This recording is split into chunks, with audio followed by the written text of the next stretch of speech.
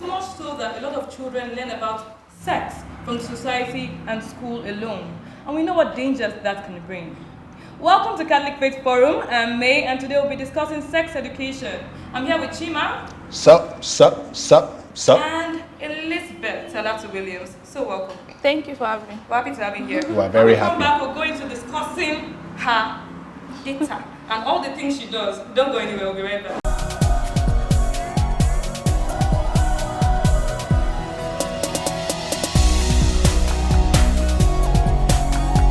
Welcome back. You're watching Catholic Faith Forum, and today we'll be discussing sex education with Chima and Elizabeth. Okay, so let me tell you what Elizabeth does. First of all, she's a sexual and reproductive health expert, a girl-child advocate, and although she's a graduate of accounting from the University of Lagos, her passion for advancing the health and well-being of young people made her pursue a career in sexual and reproductive health. She is the founder of Sustainable Impact and Development Initiative for Adolescents and Youth, where she provides sexuality education to young people. Wow! That's a solid resume there. As in, I can't cap for you. Thank you. Happy to That's have you it. here. Nice to be here. So how has the experience been like for you so far?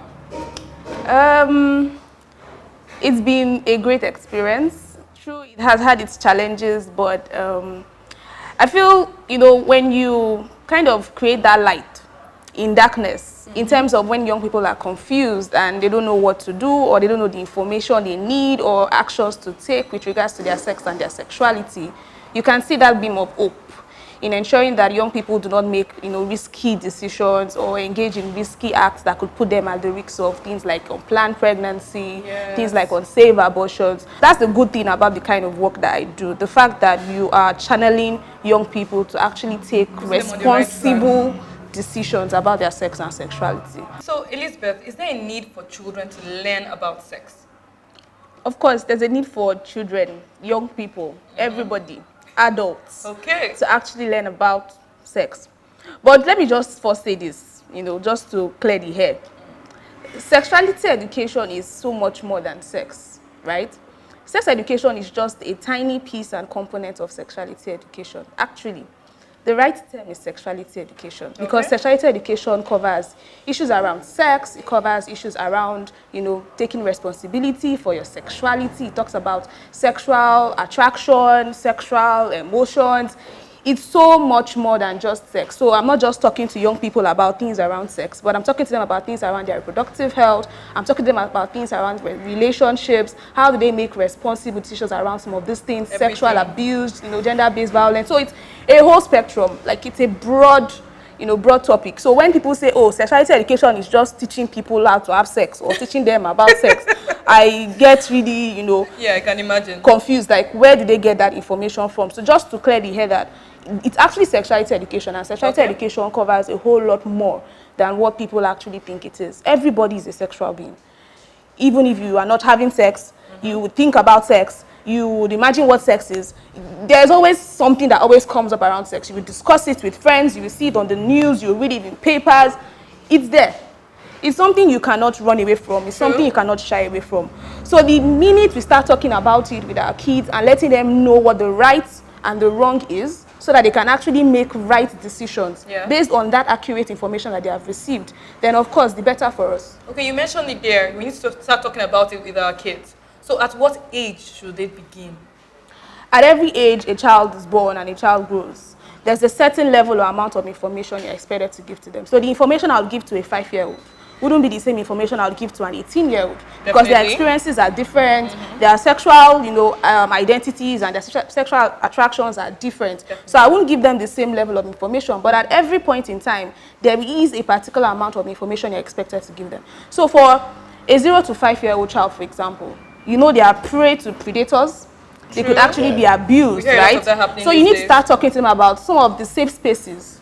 Start talking to them about safe touch, unsafe touch. Oh, don't allow anybody touching on your breast. This is your breast. Nobody's allowed to touch on your breast. If anybody touches on your breast, come and report to mommy, come and report to daddy. If anybody eats you on your buttocks, come and report to mommy, come and report to daddy. Those are the kind of information you should actually give to them. But for an 18-year-old who would probably maybe have a boyfriend or have a girlfriend or have somebody that they like, they now start having crushes, they believe they are in love, in quotes. You need to start talking to them about things around, having a crush is normal, you're experiencing a phase in life. But that does not mean that you should do this. That does not mean it's time for you to have sex. You have to use your head. Do you understand? But you know, you can do other things. Or maybe go to the cinema, watch a movie, you know, do harmless things. Make sure you're not found in a secret or quiet place with with a male, so that you don't get to engage yourself in things you're not supposed to be engaging in. So some of the kind of information you're supposed to provide. So at every point in time while you're growing up, there are certain level of information you are expected to give to your child in terms of sexuality education. When you say growing up, are you referring to physical growth, like when you grow, because your age continues now, you understand? Yeah, but I won't limit it to physical growth. Let me use myself as an example. I started menstruating when I was in primary 6. And you would have some other girls who start menstruating when they are in GSS 3. And how old were you then? When I was in primary 6, I think I was about 9, 10. Oh, wow. Okay. Yeah, and then you have other people who started menstruating much later. Yeah. So if you say you want to use the time of physical or reproductive, when you start seeing your menstruation or your puberty changes as a means of saying, oh, now this is an adult, or this is somebody who is fully grown and I can talk to them about sexuality education, then you're getting it wrong. Someone like me, for example, would have missed out on that information because I was 10. And you would have waited till you were older. Exactly. The society believes that a 10-year-old should now have started menstruation. But I already started menstruation, and I need that information to be able to do what I'm expected to do, take care of myself and all of that. So I don't believe it's about when the child starts experiencing these changes. It's about the age, the age for me. So when person is between the ages of 0 to 5, provide this level of information. When a child is between the ages of 5 to 10, provide this level of information, age-appropriate information. In other that's words, key. It doesn't stop. Basically. It doesn't at all. So how do you know what to tell a child at different stages? Okay, I think that's where connectedness between parents and their children come into play. If there's this level of communication you have with your child already, you would get to know certain things that this child is already aware of, or this child is already exposed to. True. Because the tricky thing about it is, we might say, oh, provide this level of information to a 0 to 5-year-old child, right? But a 0 to 5-year-old child in Lekki has different experiences than a 0 to 5-year-old child in Mushi, right? Because they live in different environments. They are exposed to different things. So the level of information you provide to the 0 to 5-year-old child in Mushi can certainly not be the same level of information you provide to a 0 to 5-year-old in Lekki. Do you understand? So there's a need for parents to actually have that level of communication with their kids. When you start communicating with your children, you get to know what kind of information you can give to them and what kind of information you need to withhold back. But then we already have a curriculum that was developed by the Ministry of Health, Ministry of Education, and some other key major stakeholders, civil society organizations, non-profit organizations, young people, and I was opportune to be part of that process. So the Family Life and HIV Education, it's a curriculum that actually spells out different topics that you're expected to teach your child at different stages. And it's available online. Access to these things. Oh, it's available online. It's available online. Yes, so just go online and Google Family Life and HIV Education, and you will see it is there, waiting for you, free of charge. You don't need to pay for it. Okay, so you agree that sex education or sexuality education should begin in the home? Of course. That should be the first place I should get to hear anything about sex. About anything. Anything in life, basically. That's the first place. Why is it that a lot of African parents don't know how to go about this? Well, let me ask this question to us. We are young people, right? So you have, you see a guy, you like a guy. Can you actually talk to your parents about it? I'm a guy. I can't talk to my parents about it. It depends on how old I am. If it's me right now, yes, I can definitely talk about it. Of course, you right now, because right now they expect that you should be in a relationship and you should be planning to get married. Yes. So those conversations are normal. I was pretty close to my mom, so I could tell her just about anything. So yes, I actually did talk to my mom about all the boys I was liking or thinking about. Yeah. But that's like 1 in a million, right? True, because a lot of us cannot actually talk to our parents about some of this. So you see that it's not just from our parents' point of view or our parents' angle. Even we, the young people as well, cannot actually talk to them. But that's because there's already that that level of non-comfort. Okay, they're not comfortable about it. These are kind of conversations you should not have in the house, right? It's a culture thing. Yeah, it's culture. It's culture. It's the society has made it the hush topic. something that shouldn't be talked about. But then I don't understand. Okay, you don't talk to me about these things, right? I'm not supposed to talk to a boy or be in a relationship or what have you. But then when I start getting to the age of, oh, I'm done with university, 18, 19, 20, That's the thing. all of a sudden they start asking you, bring your husband. Yeah, bring your husband home. Then the question I ask my mom is, but you said I should not talk to any boy. So if I didn't talk to any boy, how am I supposed to have? Or when they ask you not to go outside, and when it's time to go outside, you don't know what to do. Exactly. So I think it's about parents talking to their children and making them understand that, okay, you would actually get to like a boy, right?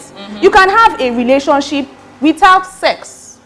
You can have a relationship devoid of sex. Sex should not be the yardstick for any relationship, right? And let them understand why they shouldn't have sex. Don't just tell them not to have sex. True, because you know when you tell young people don't do something, that's when they want to do Thank you. That's when we want to explore and want to find out, okay, so why the mommy said I should not do this thing, right? But let them know why they shouldn't. So it's just like telling them the pros and the cons. Oh, if you have sex, this will happen to you. You might get pregnant.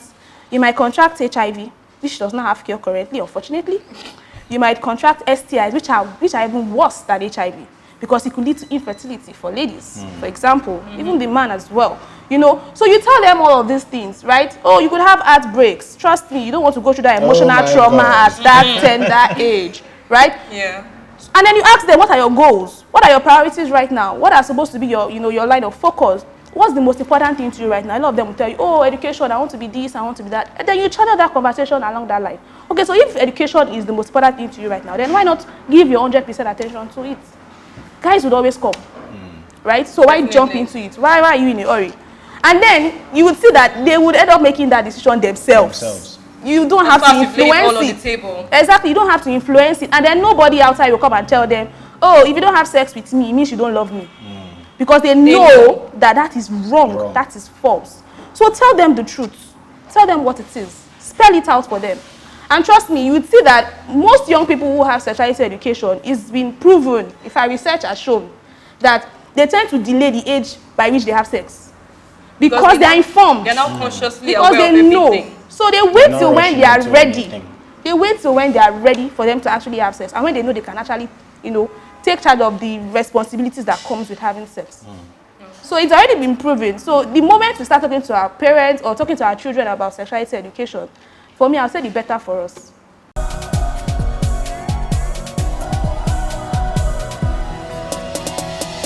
Sex education. I think it's really important in this age and time because our children tend to know a whole lot. They mix up with kids, they watch a lot of movies, they're getting so acquainted with what is happening outside the country. So they're becoming westernized and also civilized. So I think it's important that we get to teach them as soon as we can.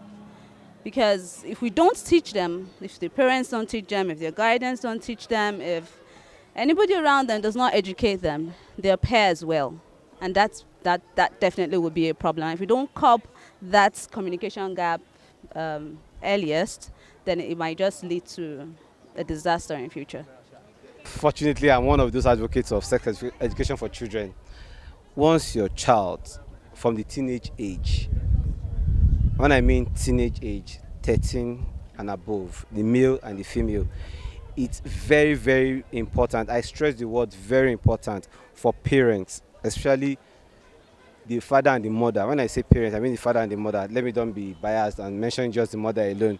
Should begin to engage their children in sex education, because if you don't teach them at home, they will learn outside. And at that point which they've learned outside, they'll cultivate that culture, that habit of what they've learned outside. Then for you as the parent, if you don't address it, or for example, if you address it late after they've learned that sex education outside, it will be difficult for you to change. But if you teach them from home, trust me, whatever you've taught them will stay with them even till when they grow. So yes, sex education is very important. And I'm using this medium to call out to all parents out there to please have that discussion, engage your child. Don't worry about the age. 13 years and above, please. It's going to save us a lot. Unwanted pregnancy, different vices as you may call it. Please engage your children in sex education. Thank you.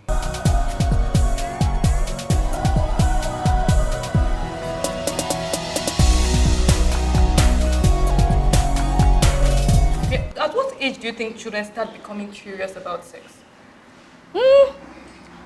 Well, But I feel like it's changing, and children are now becoming more exposed, and these Yeah. days you have to be so careful about it. but let's look at it. You know, the kind of level we have to internet now is way, way, way, way, way easier than, you know, those days of our parents, right? Even me, I start feeling like I'm becoming very old in this generation because there are still things they do, and you'll be amazed.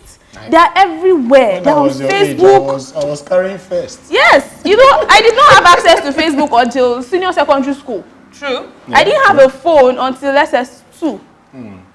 But you have you have In children primary in school primary today. schools Using already having iPads. iPhones, Even, right? Even MacBooks, laptops, And they have and stuff. unlimited internet. Internet. so they Unlimited can check internet, as much as they exactly. want to. So even if you're not talking to them about it, they are going online to And they read are up seeing about it. it, and they are seeing most times wrong information, because how many of them will take their time to actually decipher what's right and what's wrong? You on know, the everything internet? goes on the internet these days. Everything. Even if they try to, they are not mature enough to be able to tell what is good from what is bad. Exactly, right? So Okay, so I want to ask, I know we can all relate to this.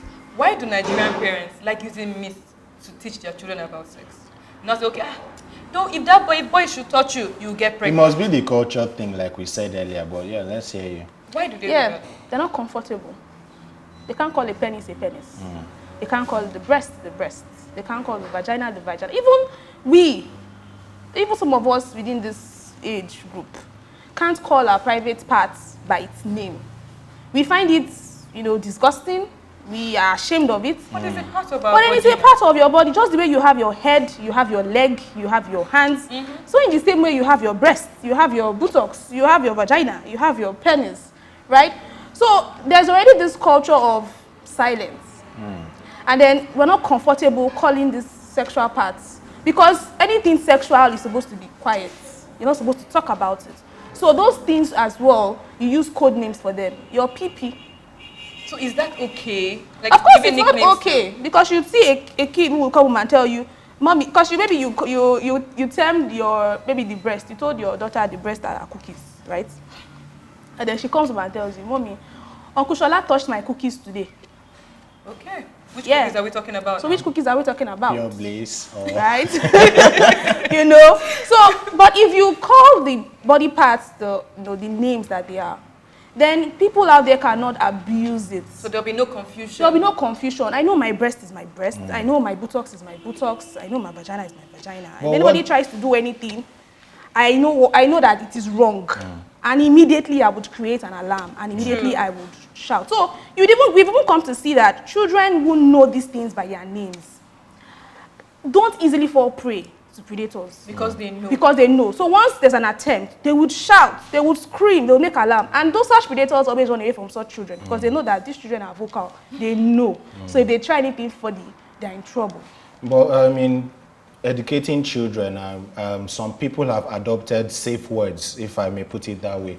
For example, even with the private part things and Yeah. all of that, some people have also adopted words like, if somebody calls you my wife, or if somebody says one of these things, or if somebody says one of that things, or if somebody does something and then give it a term, people educate their children with that. Are you saying that this method is not as effective as it should be or as it could be? You know, I always say I don't like to put all the blame on parents, because I feel like some of them don't know, some of them are not aware, so you won't blame them actually. But then you see, the danger with all of these things is that when you start having people come to your home, carry your child, kiss your child, peck your child, oh, my wife, my husband, you know, come home, give them gifts. To them, to them, they now see it as the normal. It's a normal thing now. Right. This And thing likes they will me. lose guard. Exactly. So if the person does anything which is not so, not the normal, the person now tries to abuse the child doesn't see it as abuse, Because he believes it's because it's a comfortable normal with thing, right? So you need to let your children understand that this thing is wrong. So if anybody calls you your husband, my wife, But they did that a lot when we're my younger. small, they say Yoruba, ìyàwó mi kékeré, my small wife. See, it is wrong. Don't allow anybody say this to you. Don't allow anybody give you anything. Don't collect anything from anybody. Because that's some of the things they used to lure kids. You tell them to go and buy something, you give them sweets, and before you know it, they're abused. But how can we get parents more enlightened on how to talk to their children? Because I feel like even, as you said earlier, even the educated ones don't know how to go about this. We're all just shying away from that topic. Let's not talk about it. The school can handle it. Yeah. So how can we get parents more involved in this? Well, at the community level, what my organization and many other non-profit organizations are doing now is to organize town hall meetings where you have parents come for the town hall meetings and you get to talk to them about reasons why they should talk to their children about sexuality education.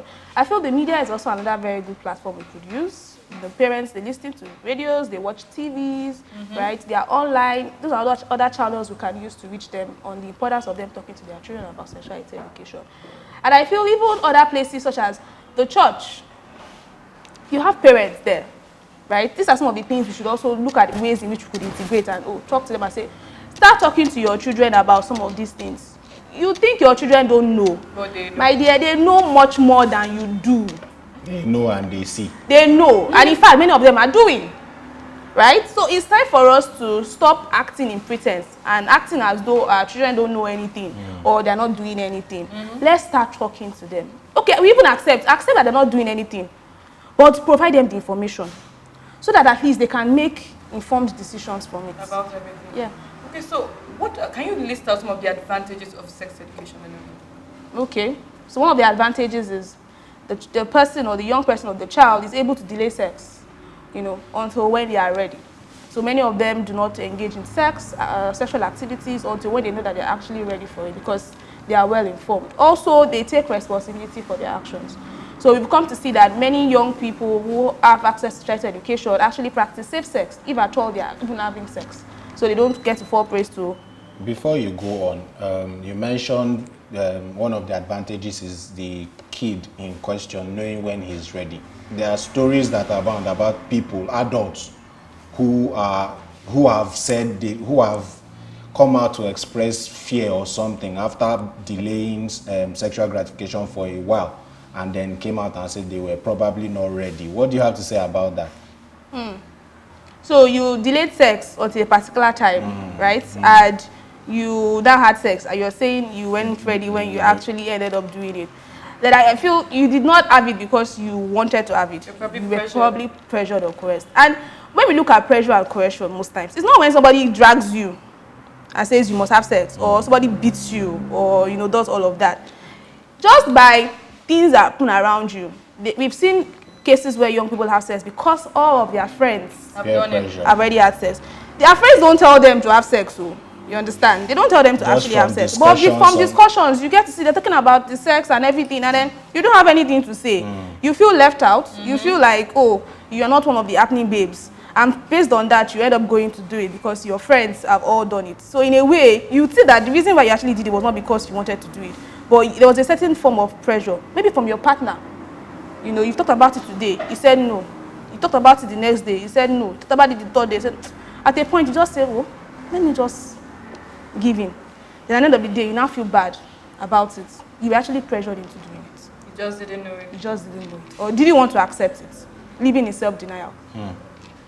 So what do you tell a young child who asks where babies come from? They come from heaven. God gives He dropped them. Yes. Yeah, they came down from heaven, right? That question is very tricky. And it's a question that a lot of parents get thrown over when they get that question. Well, what you could do is, if you already have another child, right, or a baby, yeah. So you tell them, oh, okay. So you see your baby sis, or your kid brother, or your kid sis, right? Mommy and daddy had to come together, right?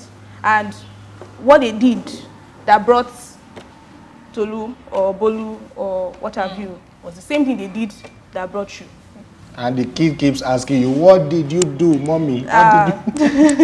You can't tell them, you can't use words like sex for that age. Yes. So you just keep trying to, giving them the response the same way you gave it to them before, but using a different, just keep turning the response. Yes, so you're the adult, so keep turning the response around. At a point, you will see that they would accept.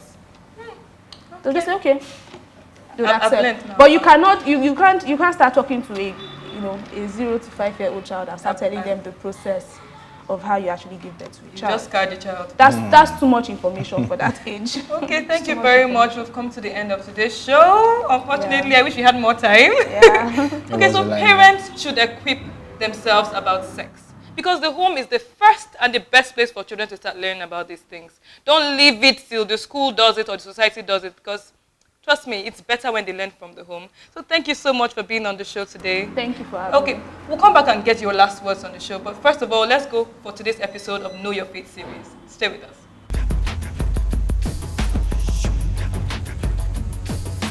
In Genesis chapter 1, verse 27, in the creation story, we see where God says, "Come, let us make man in our image and likeness." Imago Dei. This is Latin for the word image of God. Now, a whole lot of Christians don't actually like to ask this question, what it means to be in the image of God, because there is an assumption that we all understand what it means. But in actual fact, it is good that we continually ask ourselves this question, what it means to be in the image of God. Some people believe that it means that we have a physical resemblance with God, but then can we really say, seeing as God is beyond the space-time assumption? And St. John confirms this when he says that God is a spirit being and not a human, although he can take on the form of one. When one possesses the dignity of a person, it means that you're not just something, but someone who has self-knowledge, possession, and can freely enter into communion with another person. Our likeness with God simply means that our entire essence is to have a relationship with God, meaning that in whatever relationship you find yourself, even with your fellow man, the end game is to have a good relationship with God. God created everything for man, but in turn, man has to serve and love God and offer all creations back to him. And finally, in Matthew 25, from verse 31 to 40, we see where Jesus says that whatever you do to the least of my brethren, that you do unto me. So that is Jesus just simply emphasizing the image, the presence of the image of God in every single human there. All right, so it means that all the little things that you felt you could have, or that you do to your fellow human, you should actually understand that you're doing it to God. We should always respect and honor the image of God in every person. That's it for our show today, guys. Thank you very much for joining us. Till we meet again, be bold and be Catholic.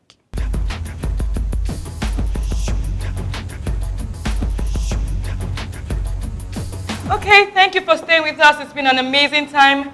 Elizabeth, I wish you didn't have to go. But any last words for our viewer out there? My last word would be this. It could be, very uncomfortable to talk to your kids or talk to young people about sexuality education.